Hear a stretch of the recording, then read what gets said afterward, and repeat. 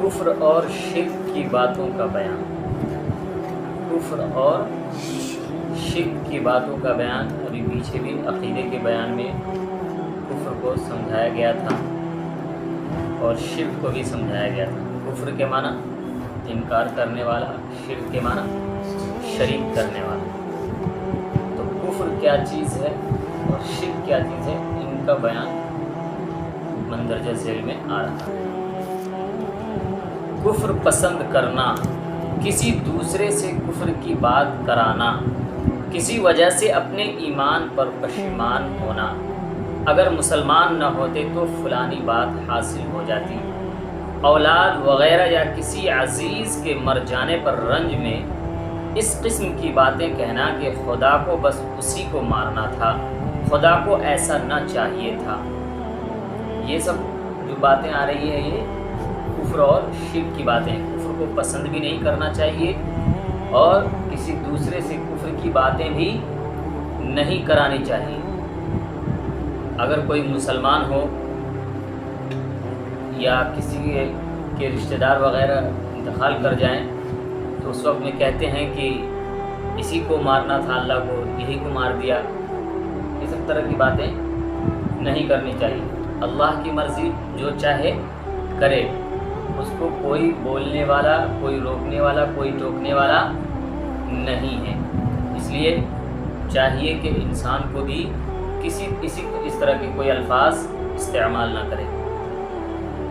ایسا ظلم کوئی نہیں کرتا جیسا تو نے کیا۔ اللہ سے کہتا ہے کہ یا اللہ تو نے تو ہم پہ ظلم کر دیا، تو نے اس پہ ظلم کر دیا۔ اللہ ظلم نہیں کرتا، اللہ کسی پہ ظلم نہیں کرتا ہے۔ اللہ تو میرا بہت 70 ماہوں سے زیادہ پیار کرنے والا ہے، بھلا وہ کیسے جو ہے سو ظلم کے بارے میں سوچے گا۔ ہاں انسان جو ہے ظلم کر سکتا ہے لیکن اللہ میرا نہیں کر سکتا ہے۔ انسان جو ہے مفاد پرست ہے، اگر اس کے فائدے کی بات کیجیے تو وہ بہتر ہے، آپ کی واہ واہی کرے گا، اور اگر اس کا فائدہ نہیں ہے تو پھر وہ آپ کی برائیاں شروع کر دے گا۔ یہ انسان میں غلط فطرت پیوست کیا ہوا ہے۔ ان چیزوں سے بچ جانا ایمان کی علامت ہے، مسلمان ہونے کی علامت ہے۔ میں نے پہلے ہی کہا تھا کہ جہاں تک ہو سکے کسی کی مدد اور اچھائی کرنے کا سوچنا چاہیے، کسی کے لیے برا نہیں سوچنا چاہیے، کیونکہ ان مع العسر یسرا، اگر آج کسی پر برائی آیا ہے، کسی پر لائے ہیں تو اس کے بعد اس کے اوپر آسانی بھی آنی ہے، لیکن اس وقت وہ چہرہ کھلا ہوا ہنستے رہے گا، اس وقت آپ روتے رہیے۔ وقت کسی کو چھوڑتا نہیں ہے، وقت سب کچھ دیکھتا ہے کہ کون کیا کر رہا ہے، کون کیا کر رہا ہے، وقت سب کا حساب لے لیتا ہے۔ اس لیے اپنے آپ کو ان سب چیزوں سے بچائے رکھنا ہے۔ خدا اور رسول صلی اللہ علیہ وسلم کے حکم کو برا سمجھنا یہ بھی کفر ہے۔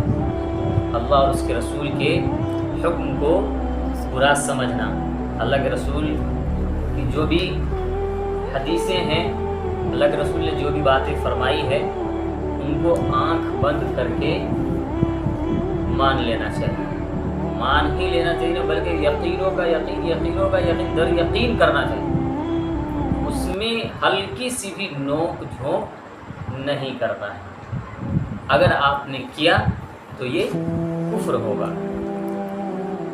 اس میں عیب نکالنا، کسی نبی یا فرشتے کی حقارت کرنا، نبی اور فرشتوں کی حقارت کرنا یعنی نیچی نگاہ سے دیکھنا، ان کے بارے میں سوچنا کہ وہ فرشتے تو کم درجے کے ایسا ہی ہے، یا وہ نبی تو ایسا ہی ہے، اس طرح سے کہنا بھی کفر ہے۔ کیا ہے؟ کفر ہے۔ ہاں،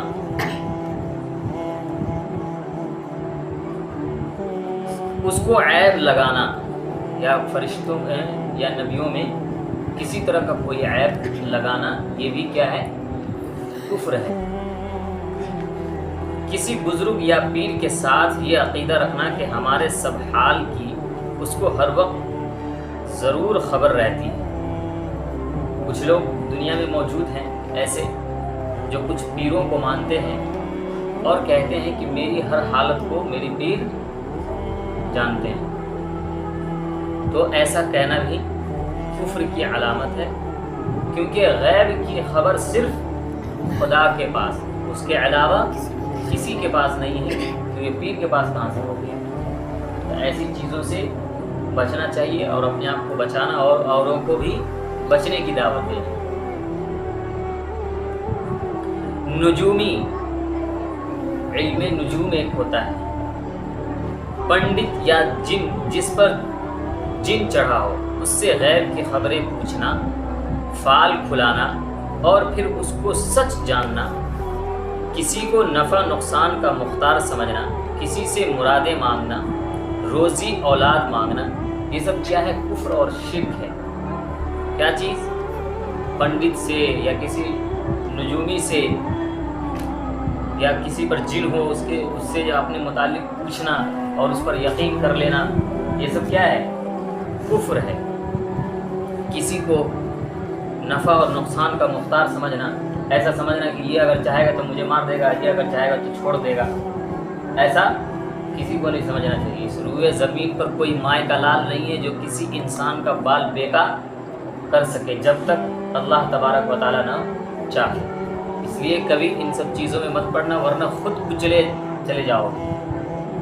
کسی دوسرے کو کرنے کے، مارنے کے یا اس کو کسی طرح سے مصیبت میں ڈالنے کی کوشش کرو گے، خود چلے جاؤ، کیونکہ کچھ کرنے کی اگر طاقت کسی میں ہے تو وہ ہمارے اللہ، اس کے علاوہ کوئی مائع کا لال نہیں ہے جو موت سے پہلے موت لا دے۔ ہے موت سے پہلے کوئی موت لا سکتا؟ نہیں لا سکتا ہے۔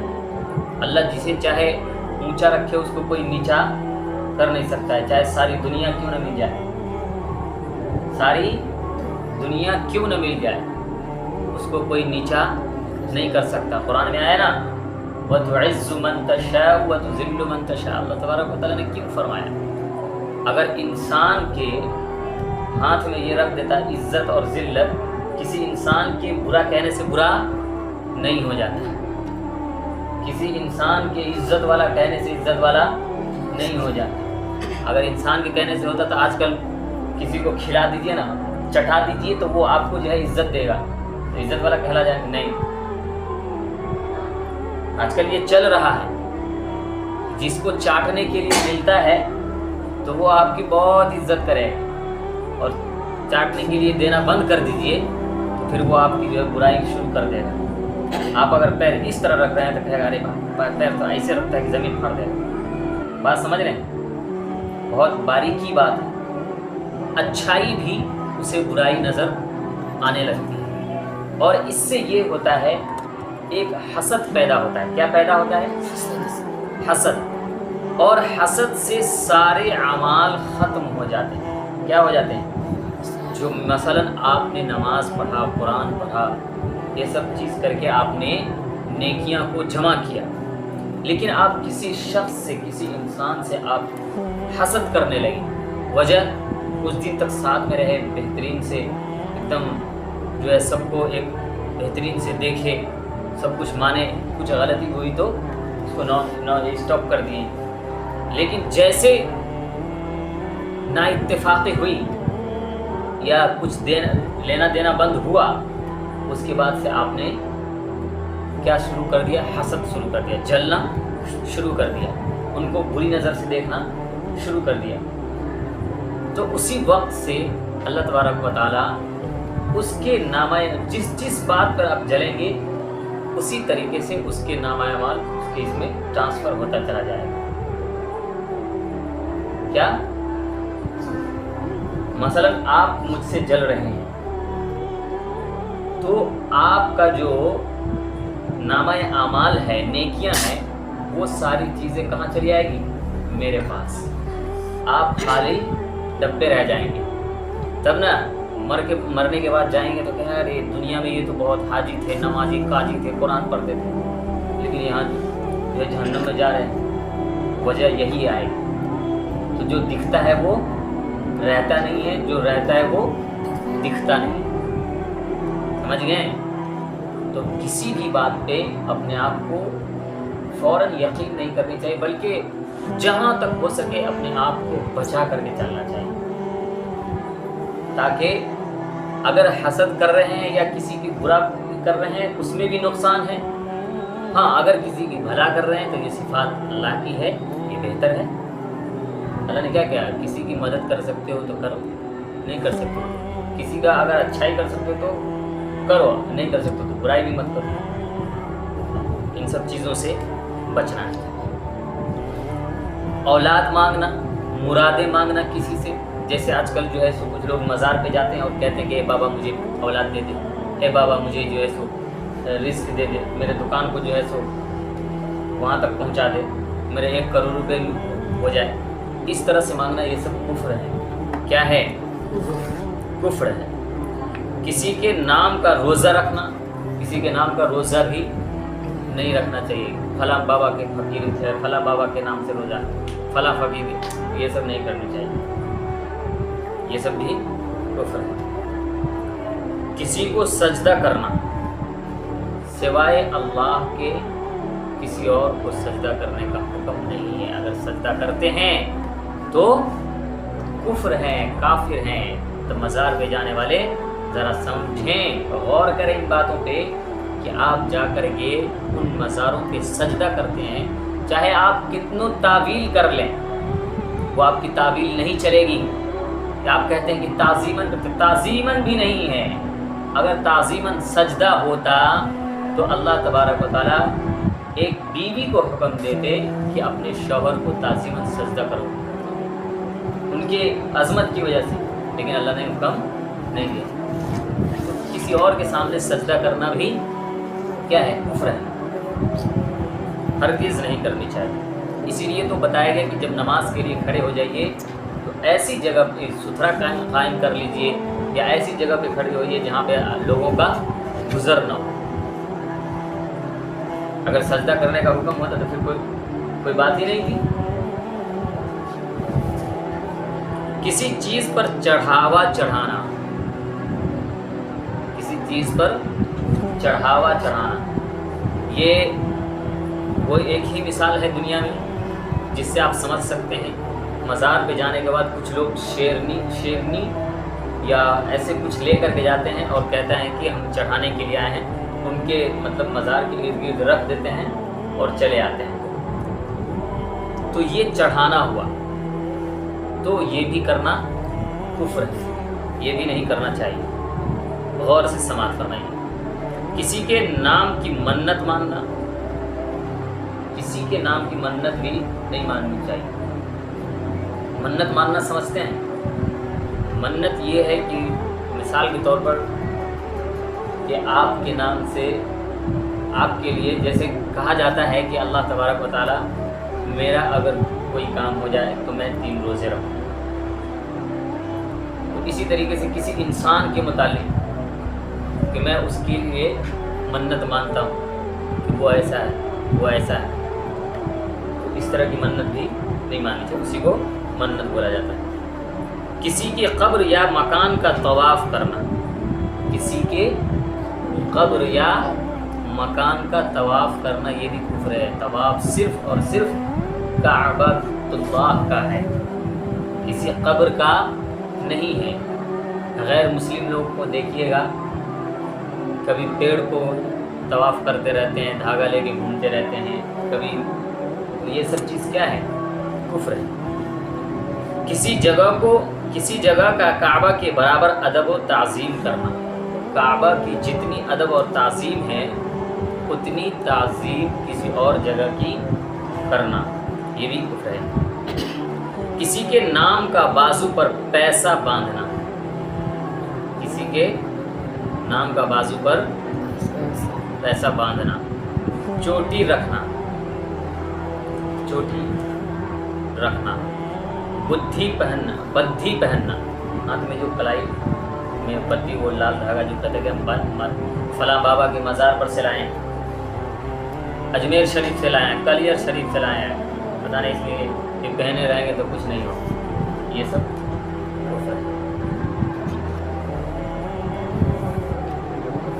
علی بخش فقیر بنانا، فقیر بنانا، کسی کو فقیر بنانا بھی کفر ہے۔ علی بخش، حسین بخش، عبد النبی وغیرہ نام رکھنا، یہ سب نام نہیں رکھنے چاہیے۔ اچھی بری تاریخ اور دن کو پوچھنا، شگون لینا، کسی مہینہ یا تاریخ کو منحوس سمجھنا۔